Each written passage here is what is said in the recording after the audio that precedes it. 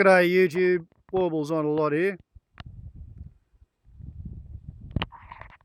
No doubt you've heard there exist philosophers who seriously ponder the question of whether a tree falling in the forest can be said to have made any sound when it lands on the ground.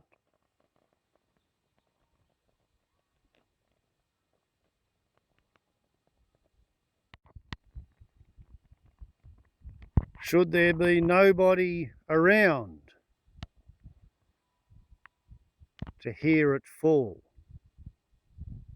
And speaking as one who lives in such a forest, my impression is that they're asking themselves the wrong question entirely.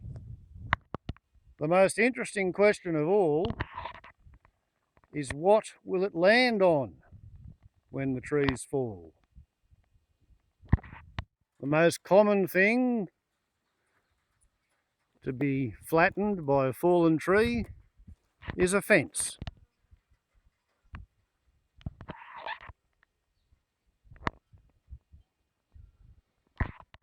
One of the scariest things that a tree can fall onto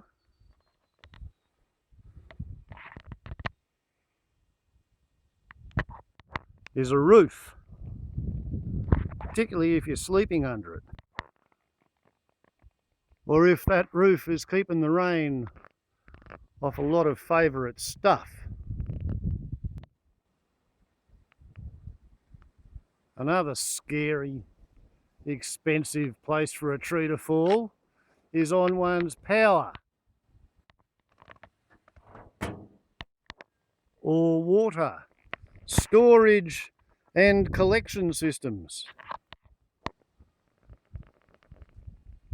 which it would be really inconvenient to have to suddenly rebuild.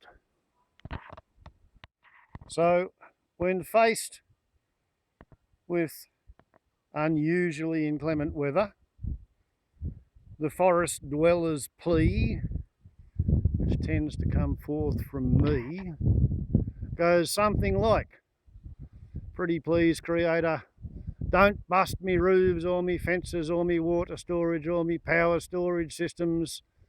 Don't squash any of me cars. Please don't bust me access track or block it. Try not to smash up me little camp." And most of the time that works out pretty well. But when you do hear a tree fall reasonably close, it's always pretty interesting to go out and see what's been hit, hoping to count the near misses. So you'll note that the plea involves, please don't bust me fences. That's because with a couple of kilometres of fence line, it's unreasonable to expect the creator of the whole universe to make sure that no tree actually falls on one of your fences. So as long as the fence survives the falling of the tree, that's not too bad. So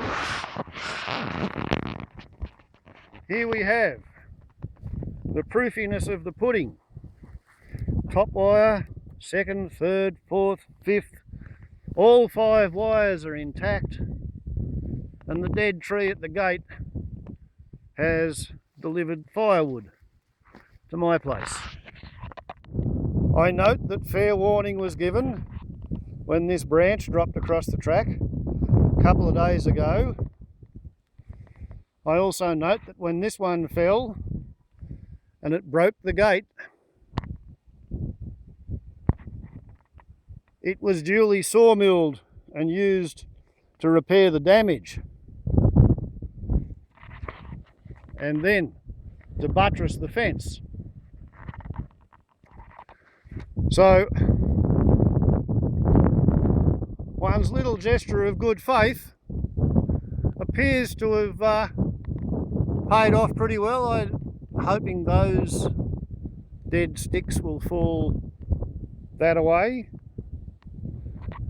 rather than onto the fence and the gate. And meanwhile, as I said, I have just had some firewood delivered to my place in such a way that it didn't even block the track.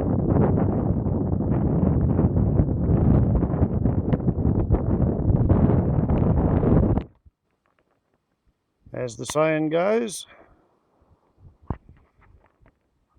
no point in having a God theory unless it'll work for you every day and in real time.